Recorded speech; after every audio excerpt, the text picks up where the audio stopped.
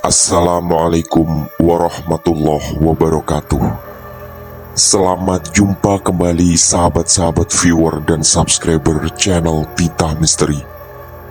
Kali ini kami akan membawakan sebuah kisah misteri dengan judul Laras Sang PSK. Selamat mengikuti.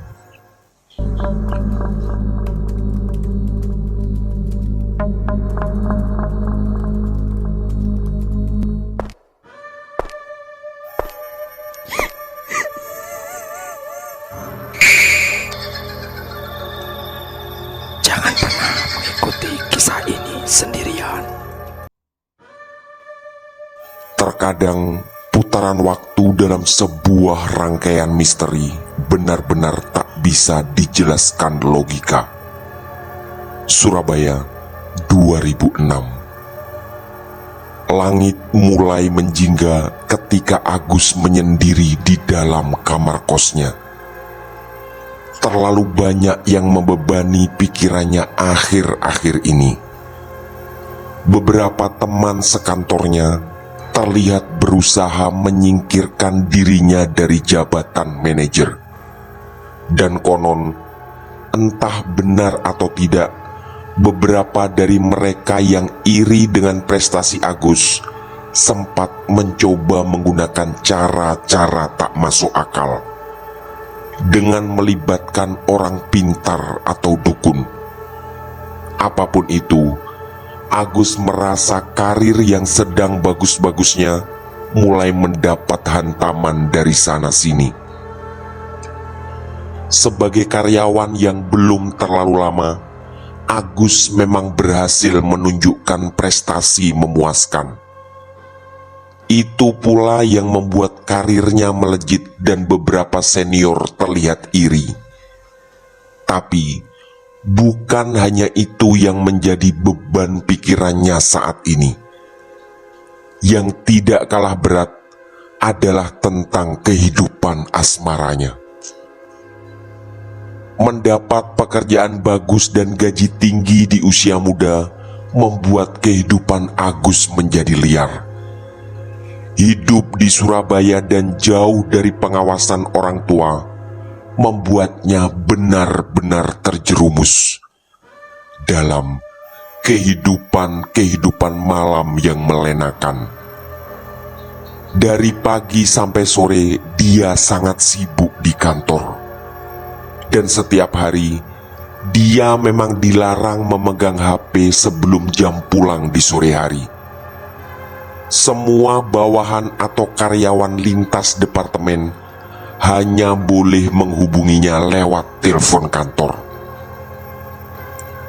Selama sebulan terakhir ini, hampir setiap malam dia menghabiskan malam bersama Laras.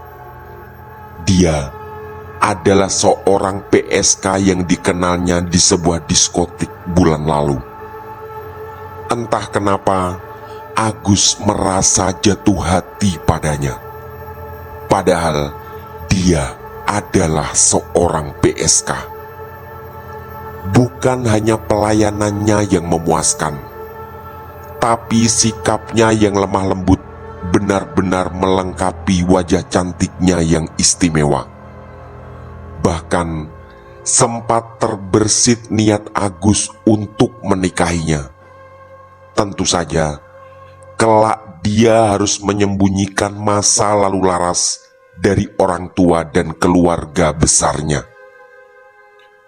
Hanya saja, ketika Agus menceritakan Laras pada Om Parto pamannya di kampung, Agus mendapatkan informasi yang menakutkan. Om Parto memang dari dulu dikenal punya kemampuan penerawangan terhadap hal-hal gaib.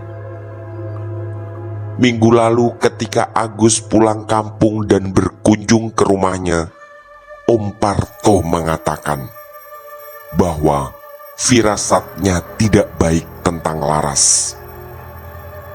Begitu Agus minta penjelasan lebih lanjut, Om Parto terlihat merahasiakan sesuatu yang sepertinya karena tak ingin terlalu melukai perasaan Agus. Sedikit banyak Agus menjadi terpengaruh. Selama ini Om Parto memang sangat dekat dengannya. Konon dulu bapaknya lah yang membantu biaya sekolah Om Parto, dan mungkin itu yang membuatnya sangat menyayangi Agus seperti anak sendiri. Suatu saat kamu akan tahu sendiri, Gus. Begitu jawaban singkat dari Om Parto ketika itu. Singkat, tapi membuat Agus merasa penasaran sekaligus khawatir. Dan itu pula yang menambah beban di pikirannya. Karena pekerjaan menumpuk hari itu, Agus baru bisa pulang ke tempat kos sekitar jam 7 malam. Tapi begitu sampai di tempat kos, Agus sadar HP-nya ketinggalan di laci kantor. Untuk kembali ke sana rasanya terlalu jauh. Apalagi sejak tadi malam dia sudah janjian dengan Laras untuk bertemu di sebuah hotel yang tak jauh dari tempat kosnya. Kesepakatannya juga jelas. Laras akan menunggu di kamar 109 jam 8 malam ini. Setelah mandi dan berganti baju, dia segera berangkat ke hotel. Kebetulan kamar itu menjadi favorit mereka. Selain banyak kenangan di kamar itu, Agus sudah sangat mengenal resepsionis, sehingga bisa menyewa kamar hanya untuk sekitar 2 jam. Sejak karirnya melejit, Agus memang akrab dengan hal-hal seperti itu.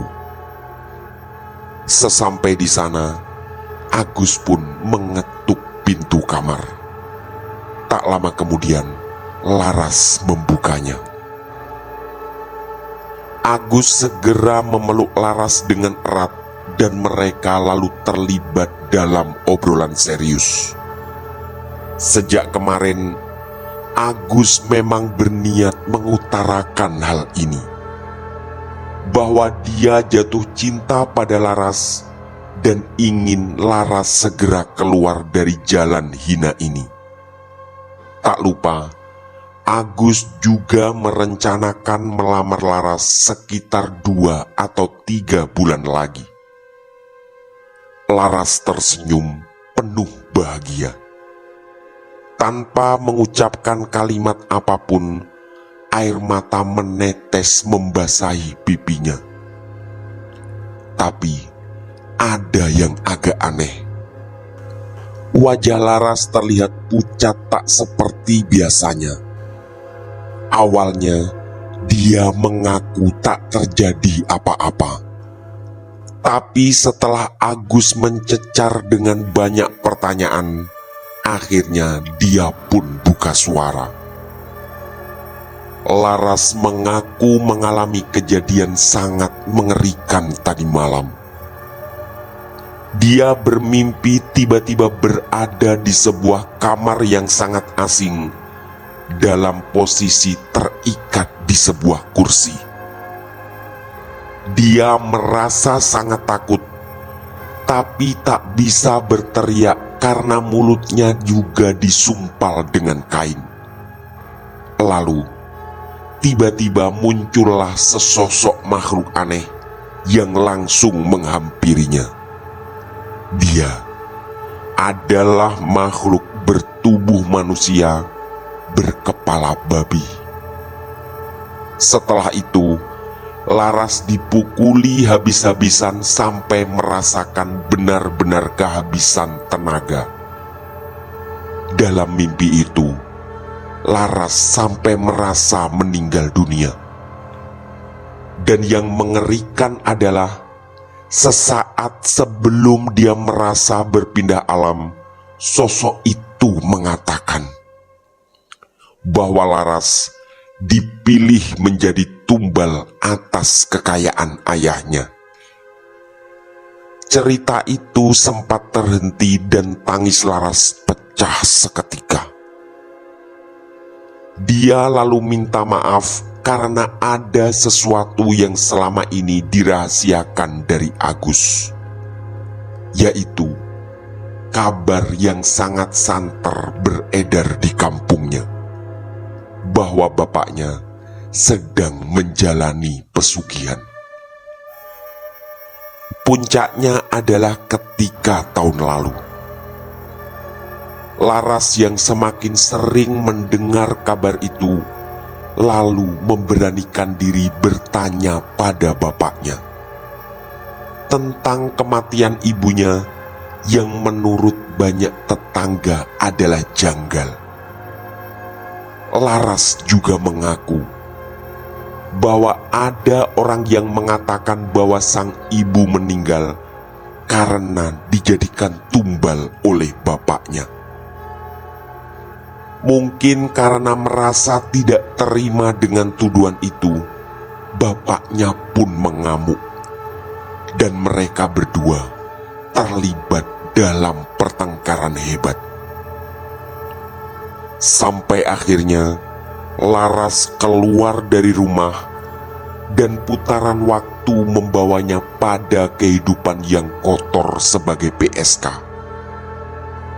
Laras juga lalu jujur mengakui bahwa awal keberangkatannya ke Surabaya tahun lalu atas ajakan seorang teman yang menipunya, dengan mengatakan bahwa Laras akan diajak bekerja menjadi pelayan sebuah restoran. Tangis Laras agak mereda, tapi wajahnya semakin pucat. Terlihat jelas betapa berat beban yang ada dalam hidupnya. Dengan lembut, Agus mengusap air matanya dengan tisu dan segera memeluknya. Lalu, tangis Laras terdengar lebih keras lagi.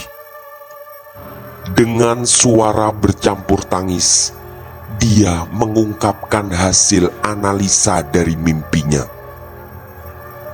bahwa dirinya bisa jadi memang adalah sasaran tumbal berikutnya. Karena kalimat makhluk mengerikan tadi malam sangat jelas, dan sampai saat ini masih terngiang di telinganya. Laras juga mengaku tak pernah pulang kampung sejak pertengkaran dengan bapaknya. Apalagi sejak kematian ibunya, ada janda dusun sebelah yang digosipkan dekat dengan bapaknya, yang entah apakah sekarang sudah dinikahi. Intinya, Laras merasa sangat membenci bapaknya dan tak peduli lagi dengan apa yang terjadi di kampung. Di sini, Agus langsung teringat ucapan Om Parto minggu lalu. Mungkin ini yang dimaksud dengan firasat tidak baik tentang Laras. Tapi Agus sama sekali tak berniat untuk mundur. Apalagi Laras berjanji akan pulang menemui bapaknya jika kelak Agus benar-benar melamarnya. Agus lalu mengaku punya seorang paman yang punya kemampuan tentang hal-hal tak kasat mata. Dia juga berjanji akan minta tolong pada sang paman tentang mimpi yang dialami Laras tadi malam, sekaligus langkah yang harus dilakukan jika saja kekhawatiran Laras benar, bahwa dirinya memang akan diambil sebagai tumbal. Pertemuan kali ini terasa berbeda dan tak seperti biasanya. Suasana menjadi sangat serius dan menegangkan. Agus lalu bertanya tentang apakah Laras juga percaya dengan gosip yang beredar di kampungnya bahwa bapaknya menjalani pesugihan. Iya mas, aku percaya. Jawaban itu meluncur dengan meyakinkan. Laras lalu menceritakan banyak hal lagi yang selama ini tak pernah ada niatan untuk diceritakan pada Agus. Dia mengaku kali ini benar-benar akan membuka semuanya. Karena Agus baru saja mengutarakan niat untuk melamarnya. Bahwa dulu di malam-malam tertentu tercium bau kemenyan dan aneka bunga dari kamar bapaknya. Awalnya, bapaknya hanya mengaku melakukan itu sebagai langkah penangkal. Karena bisnisnya yang mulai menanjak mendapat serangan gaib dari para pesaing. Bapaknya memang punya usaha warung bakso yang tiba-tiba menjadi sangat ramai sejak sekitar 3 bulan sebelum ibunya meninggal. Kata bapaknya, banyak pemilik warung bakso lain yang iri dan mengirimkan barang-barang gaib untuk menjatuhkan usahanya. Dan kemenyan itu didapatkan dari seorang dukun sakti yang mengaku bisa menangkal semua serangan gaib itu. Tadinya, Laras mengaku percaya. Tapi ada kejadian yang kemudian sedikit demi sedikit mengikis kepercayaan itu. Pertama, Ningsih, salah satu karyawan di warung bakso bapaknya yang minta berhenti bekerja. Kebetulan Laras sangat dekat dengannya. Ningsih awalnya mengaku berhenti karena akan dijodohkan oleh orang tuanya. Tapi Laras tak percaya begitu saja karena Ningsih terlihat gugup dan terbata ketika menjawab. Sampai akhirnya ketika dipaksa dengan menangis, Ningsih mengaku bahwa di dapur tempat pembuatan bakso dia melihat sesosok manusia berwajah babi yang berdiri dan memegang panci besar berisi bakso. Dan yang mengerikan, kata Ningsih, makhluk itu meludah berkali-kali ke dalam panci besar. Di situ Laras mulai goyah. Rasanya Ningsih tak berani berbohong padanya. Apalagi dia juga berkali-kali bersumpah bahwa apa yang diceritakannya adalah benar. Akhirnya, Laras pun merelakan Ningsih berhenti bekerja setelah berpamitan pada bapaknya. Sekitar seminggu kemudian, pengakuan serupa datang dari Burhan, karyawan yang lain. Dia juga bercerita pada Laras bahwa ada sesosok manusia setengah babi di dapur dan meludahi panci besar. Tapi bedanya, Burhan tak sampai berhenti bekerja karena mengaku tak punya pekerjaan lain untuk memenuhi kebutuhan anak dan istrinya. Memang bapaknya Laras terkenal sebagai juragan bakso yang sama sekali tidak pelit. Untuk gaji bulanan, semua pekerja yang berjumlah 5 orang digaji dengan angka yang umum dan wajar. Tapi setiap hari, masing-masing mereka selalu mendapat uang bonus yang cukup besar. Bahkan ketika itu, tak sedikit para tetangga yang mengemis pada Laras agar dimasukkan sebagai karyawan di warung bakso milik bapaknya. Kejadian ketiga adalah ketika Laras sendiri yang mengalami. Sama seperti Ningsih dan Burhan, dia melihat sesosok manusia setengah babi di dapur.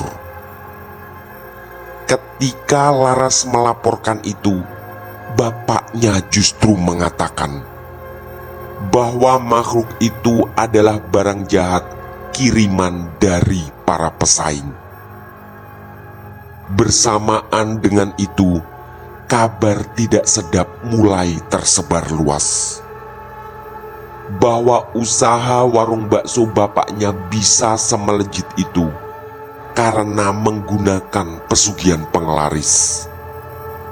Puncaknya tentu adalah ketika sang ibu meninggal dengan banyak keanehan. Pagi hari sebelum meninggal, beliau terlihat sangat bugar dan bahkan sempat pergi ke pasar bersama Laras. Dan malam harinya, Laras bermimpi ditemui sosok yang sama dengan yang dilihatnya di dapur warung, yaitu manusia setengah babi yang dalam mimpi itu memakan tubuh ibunya hidup-hidup, sampai beliau tak bergerak sama sekali. Laras terbangun bersamaan dengan suara teriakan melengking dari kamar sang ibu. Sayangnya, begitu Laras berlari ke sana, sang ibu tak lagi bernyawa. Beredar pula kabar yang bersumber dari bisik-bisik tetangga bahwa ketika pemakaman, bapaknya terlihat merenung.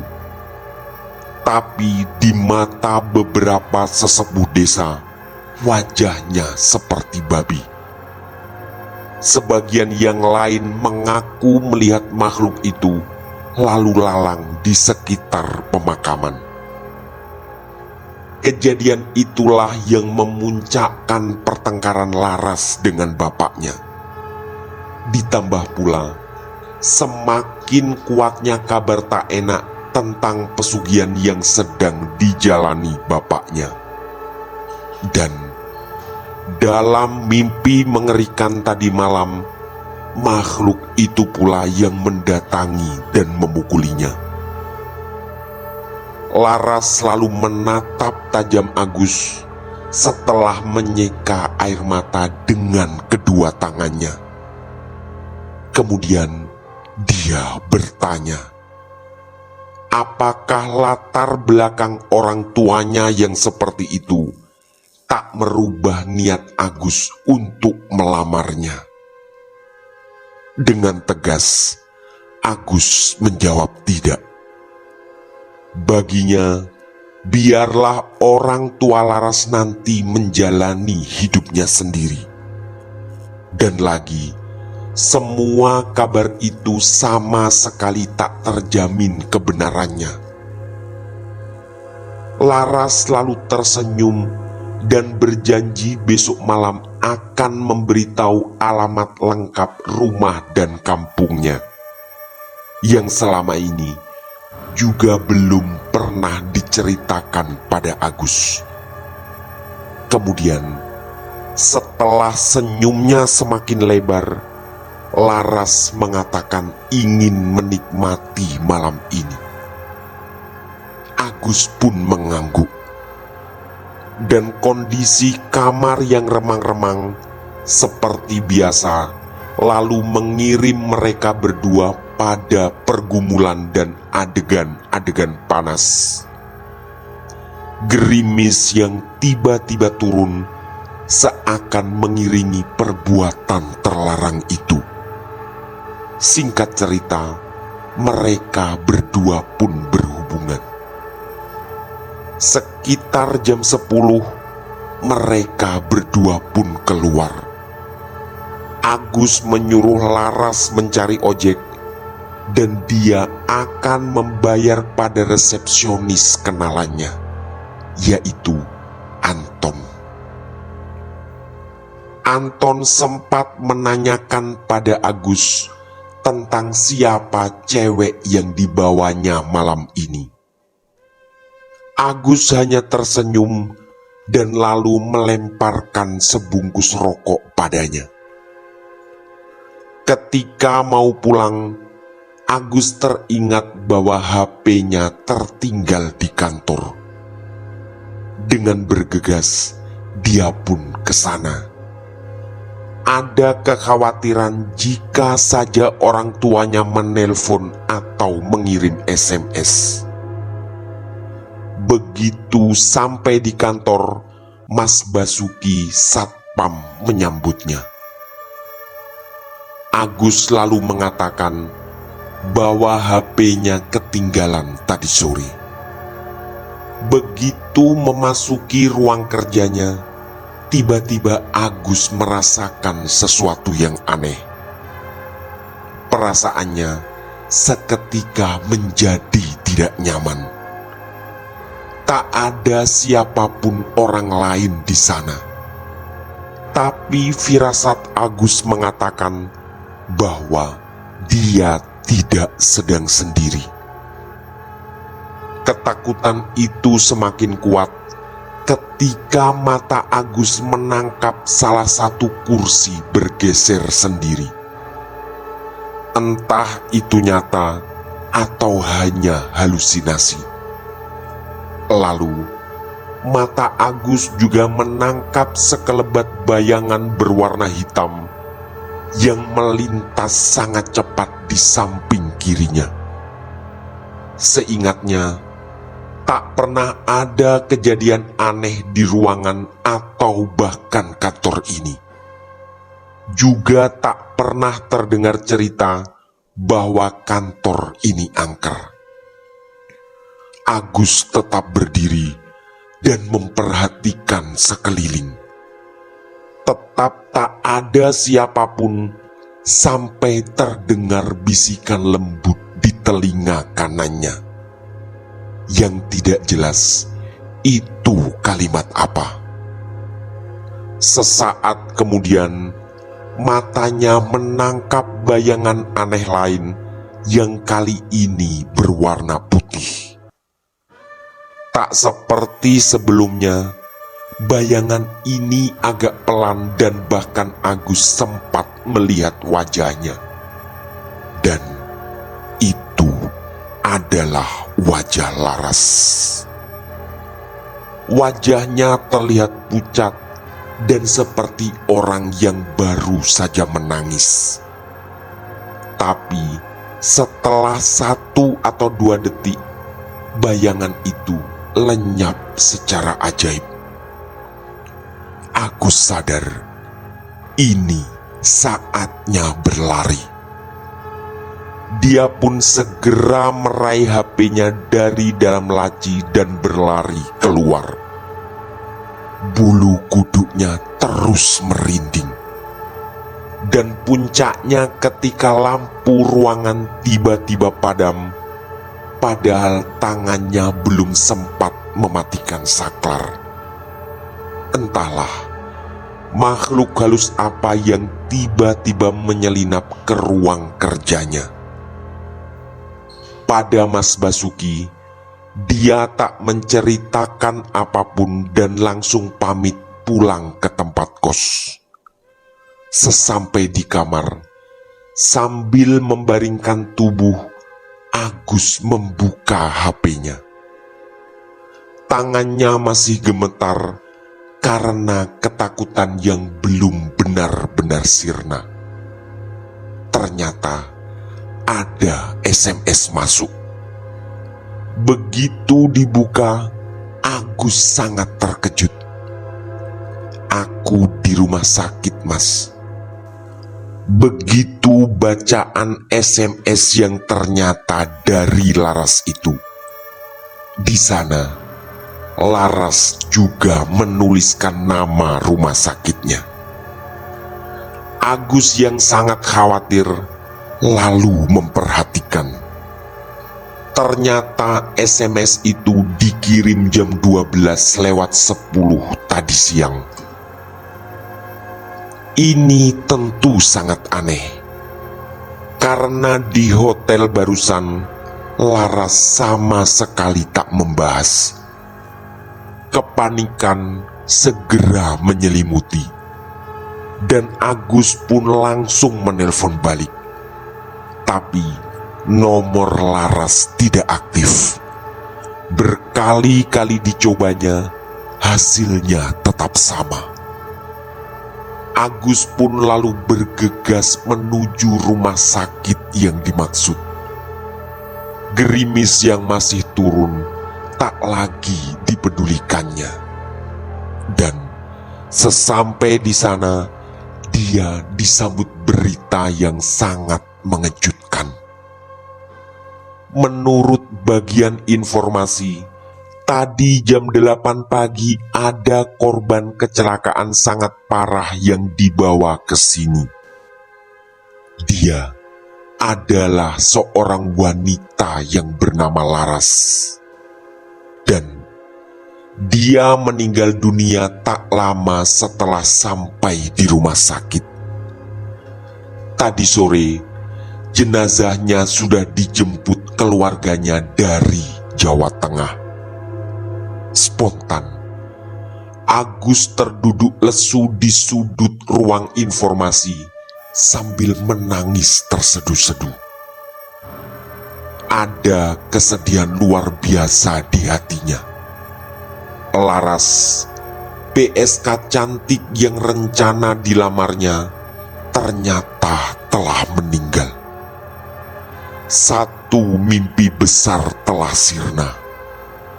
Teringat kembali rencana untuk melamar Laras, dan janjinya besok bahwa dia akan menceritakan lokasi rumah dan kampung halamannya, juga kemesraan yang selama ini mereka jalani.